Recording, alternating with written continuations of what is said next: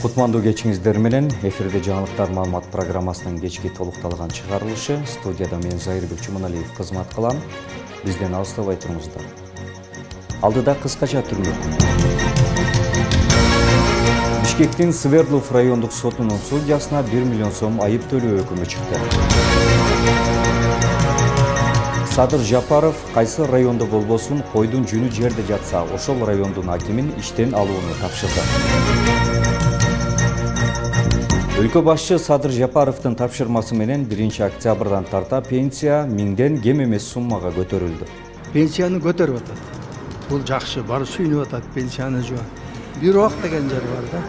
Бирок ушул пенсияны көтөрөрүн менен заматта ар бир нерсени базарда бардык нерсе. Тамак аштан баштап кийим-кечеге чейин көтөрүп атат. Ал эмес, араба тарткандар да көтөрүп атат.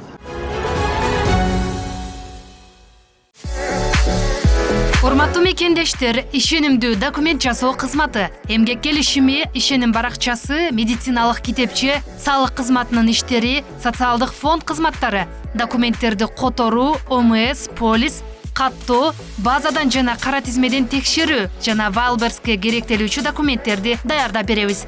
Биздин дарек метро Павельская, байланыш үчүн телефондор +7 977 736 1587. Бишкектин Свердлов райондук сотунун судьясына 1 миллион сом айып төлөө өкүмү чыкканын 1-май райондук соту билдирди. Пара талап кылууга айыпталган соттун чечими менен актаган. Анын аракетинде кылмыштын курамы жок экени белгиленди. Ошол эле учурда сот аны кылмыш жаза кодексинин кызматтык абалынан кыянаттык менен пайдалануу беренеси боюнча күнөөлүү деп тапты. Судьяга 2 миллион сом айып салынган. Бирок судья узак убакыт камакта болгондуктан айып пулдун суммасы 1 миллион сомго кыскартылган. Өкүм чыккандан кийин сот залынан бошотулду. Анын бөгөт чарасы сыртка чыкпоого өзгөртүлгөн, деди соттон. Бишкек шаарынын Свердлов райондук сотунун судьясы $12 000 пара алды деп март айында кармалган. Чүй облусунун Панфилов районундагы мурда жеке жак тарабынан менчиктештирилип кеткен Кайыңдынан кабыл алуу пункту мамлекеттик менчигине кайтарылды. Бул тууралуу УКМКдан кабарлашты. Ыкчам иш-чаралардын жүрүшүндө Чүй облустук мамлекеттик мүлк фондунун жооптуу кызматкерлери жалпы аянты 3,4 гектарлык Кайыңдынан кабыл алуу пункту имараттары жана курулуштары менен бирге жеке менчикке өткөрүлүп, кийинчерээк 3-чү жактарга кайра сатылгандыгы аныкталган. Текшерүүлөрдүн жүрүшүндө менчик ээси сметалык баасы 650 миллион 82 000 сомдук объектини өз ыктыяры менен мамлекеттин балансына өткөрүп берди деп айтылат маалыматта. Мыйзамсыз менчиктештирилген өндүрүштүк жана социалдык объектилерди мамлекеттин балансына кайтаруу боюнча иш-чаралар улантылууда. Тажикстандын Согду облусундагы Бустон шаарына кыргыз-тажик мамлекеттик чегарасына делимитациялоо жана демаркациялоо боюнча өкмөттүк делегациялардын тең төрагалары Камчыбек Ташиев менен Саймумин Ятимовдун жолугушуусу болгонун министрлер кабинети кабарлады.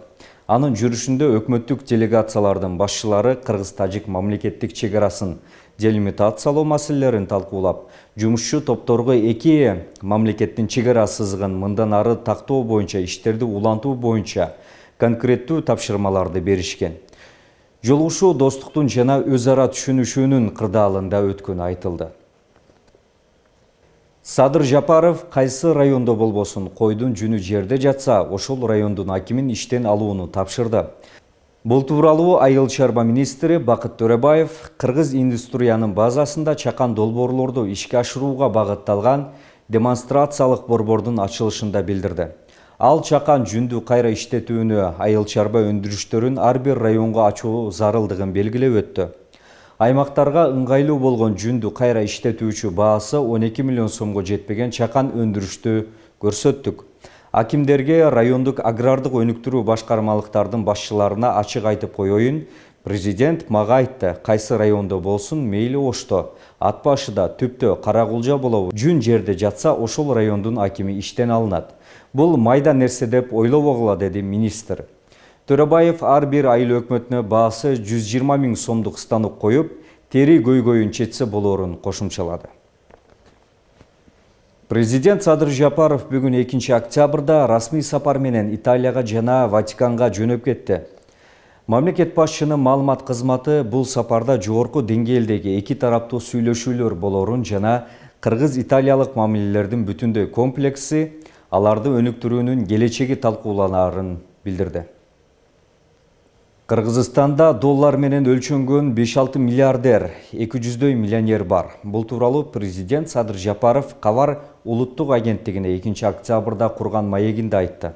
Алардын көпчүлүгү акчасын офшорлордо сакташаарын, бирок бүгүнкү күнгө чейин каражатын өлкөгө толук алып кирише электигин, айрымдары алып келип курулуш тармагына салып жатышканын кабарлады. Садыр Жапаров миллионерлерди өлкөгө акча алып келүү жана ар кандай долбоорлорго инвестиция салууда активдүү болууга чакырды. Кечээ Чүйдөгө заводдун ачылышында айтканымдай, оппозиция деп бөлбөй экономикага, мамлекетке пайда алып келе турган долбоорлорго катыштырып, колдоого даярбыз. Ошол эле сындап жаткандар, журналисттер жол эле эмес, бардык тармактарга инвесторлорду таап келишсин, катышсын, алып иштетишсин, деди өлкө башчы. Эми пенсияны 6900дөн кем алышпайт. Өлкө башчы Садыр Жапаровдун тапшырмасы менен 1 октябрдан тарта пенсия 1000ден кем эмес суммага көтөрүлдү. 2024 жылы өсүш 2 этап менен ишке ашкан. Биринчиден пенсиянын базалык бөлүгү теңдештирилген, ал эми экинчи этап пенсиянын камсыздандыруу бөлүгүнө тиешелүү болуп 18%га көбөйтүлгөн. Кененирээк кийинки материалда сөз болот. Мамлекет башчы Садыр Жапаровдун жарлыгынын негизинде 1 октябрдан тарта пенсия көтөрүлдү. Президент 1 октябрдан тарта өлкөдөгү эң аз пенсияны 6900 сомго жеткирүү тапшырмасын койгонун эске салды. Пенсиянын камсыздандыруу бөлүгү 18%га жогорулап, эң аз дегенде 1000 сомдон кошулган. Социалдык фонддун Ош шаардык башкармалыгында жалпысынан 36387 пенсионерлер каттоодо турат. Буга ылайык айына 318 миллион сом сарпталарын билдирди. Ал менен катар пенсияны көтөрүлгөн суммада 10 октябрдан тартып алып башташаарын белгиледи. Жарлыкка ылайык 1 октябрдан пенсиянын камсыздандыруу бөлүгү 1,18%га индексация жүргүзүлдү. Былтыркы кайра эсептөөгө салыштырмалуу быйылкы өзгөчөлүгү бул бардык жанагы төмөн алган пенсиялардын өлчөмү 6900 сомго жанагы конституция боюнча пенсия жашоо минимум деңгээлине жеткирилди да өзгөчөлүгү. Жана ошондой эле бардык пенсионерлерге 1000 сомдон кем эмес кошулду. Мисалы үчүн 3000, 4000, 5000 пенсия алган биздин пенсионерлерибиздин пенсиясын биз эсептегенде 18% кошкондо бир 200 сом, 300 сом, 500 сом тегерегинде болуп калат. Ошолордун бардыгы 1000 сомго жеткирилди. 1000 сомдон кем эмес. А былтыркы жылда 23-жылда 1,38%га көтөрүлгөн. А быйылкы жылда мына бардык пенсияда мен жана айтпадымбы, төмөн алган пенсиялердин бүт бардыгын 6900 сомдон кем эмес болуп. Ош шаардык социалдык фонддун жетекчиси мыйзам боюнча буга чейин эркек кишилер 40 жыл тажрыйбасы менен 60 жаштан, аял кишилер 35 жыл тажрыйба менен 55 жаштан пенсияга чыгып келишсе, эми пенсиялык социалдык камсыздандыруу мыйзамдарына өзгөртүү киргизилгенин билдирди. 1 июльдан быйыл айрым биздин мыйзамдарга, мамлекет пенсиялык социалдык камсыздандыруу жөнүндө мыйзамдарыбызга өзгөртүүлөр киргизилди. Ошол өзгөртүүгө байланыштуу азыр жаңы өзгөрүүлөргө байланыштуу аялдар 58 жаштан, эркектер 63 жаштан болуп калды. Башта бизде жанагы мөөнөттүн мурда пенсияга чыкканга мүмкүнчүлүктөр бар болчу. Эгерде эркектер 40 жыл стажы болсо 60 жаштан, аялдар эгерде 35 жыл стажы болсо 55 жаштан чыкканга мүмкүнчүлүк бар болчу. Бул мыйзамдар азыр күчүн жоготту. Азыр эркектер 63 жаштан, 25 жыл эмгек стажы менен, аялдар 58 жаштан. Пенсиянын көтөрүлгөнү кээ бирин кубандырса, айрымы пенсиянын көтөрүлүшү менен баанын өсүп жатканын айтышып нааразы. Кудайга шүгүр, пенсияга 55 жашымда чыктым эле. Шунча жылдан бери 9200дөн өкмөттөн пайда көрүп, 9200 пенсиямды алып пайдаланып жүрөмүн. Эми шүгүр, өкмөтүбүзгө рахмат. Дам пенсияларды кошуптур. 1500 пенсия кошулуптур. Соцфондко келип, текшертип, ошолорду бастырып, шүгүр. Пенсияны көтөрүп атат. Бул жакшы, баары сүйүнүп атат пенсияны жуа. Бирок деген жери бар да. Бирок ошол пенсияны көтөрөрүн менен заматта ар бир нерсени базарда бардык нерсе. Тамак аштан баштап кийим кечеге чейин көтөрүп атат да. Ал эмес араба тарткандар да көтөрүп атат. Мурда бир жерге 5 сомго нерсе азыр 10 сомго чыгарып атат. Ушул жери өтө ошого көз салыш керек. Былтыры 1,5-2 миңден көтөрүлгөн. Жакшы көтөрүлгөн. Быйыл деле ошол эми 1000ден жогору мен өзүм сал уушума караганда 1700 сомдон эң баасы 3500 сомго чейин аралыкта көтөрүлөт деген сөз болуп атат.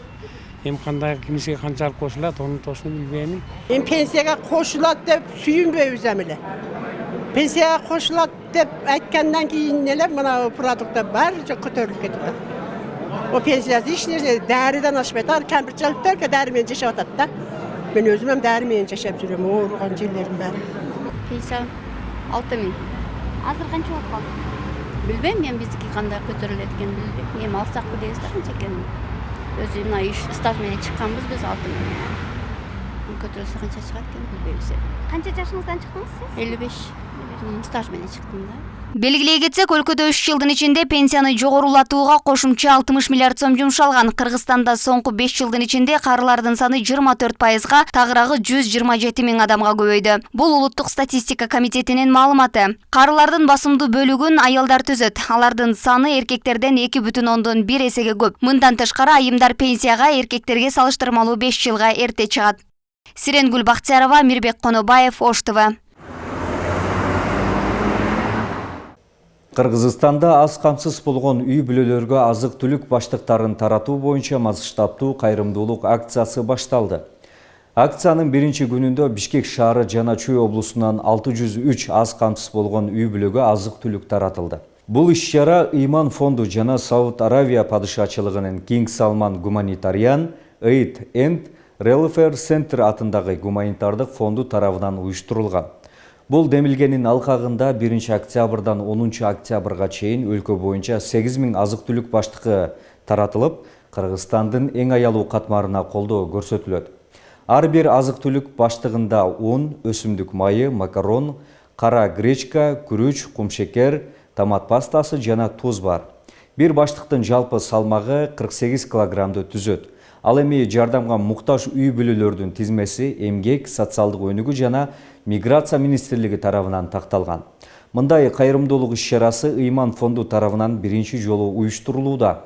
Фонд мындай акция эң муктаж катмарларды колдоого багытталганын айтып, бардык кайдыгер эмес уюмдарды жана адамдарды муктаждарга жардам берүү мүмкүнчүлүгүн пайдаланууга чакырат.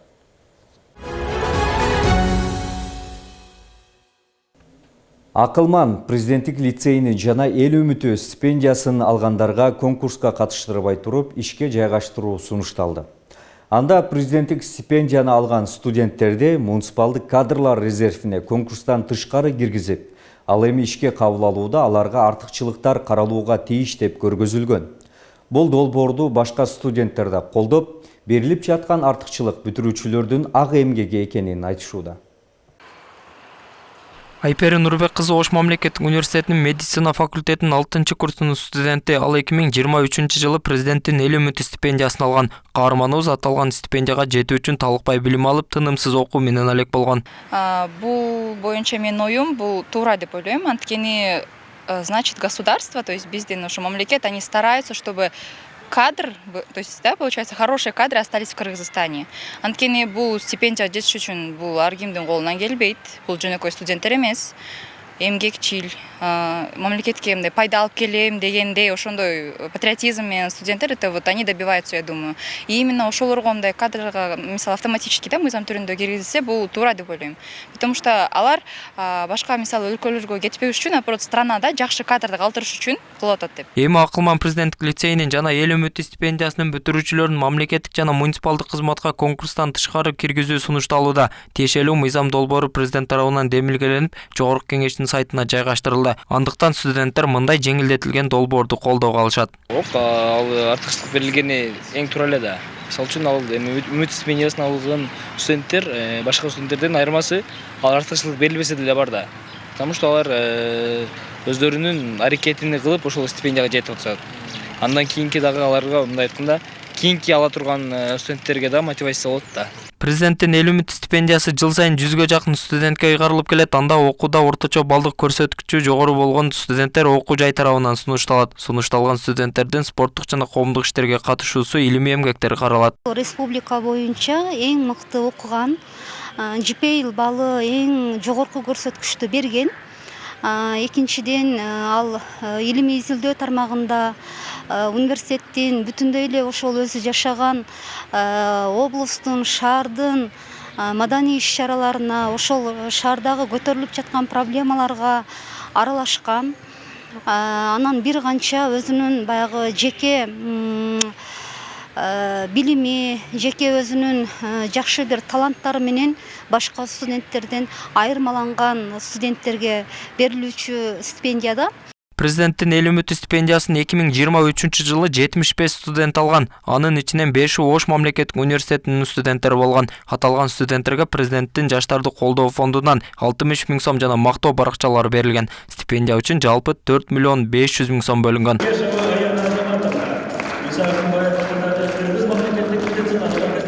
Агартуучу доцент Сейил Эргешова стипендия ээлерине берилип жаткан артыкчылык башка студенттерге шык берерин билдирди. Ал мыкты студенттерди чет өлкөгө акысыз окууга жиберүүдө бүтүрүүчүлөр менен келишим түзүү керек дейт. Экинчиден бүтүндөй ошол нерсенин бардыгы мамлекет тарабынан каржыланып атат. Ал бекер окуу укугуна ээ болуп атат.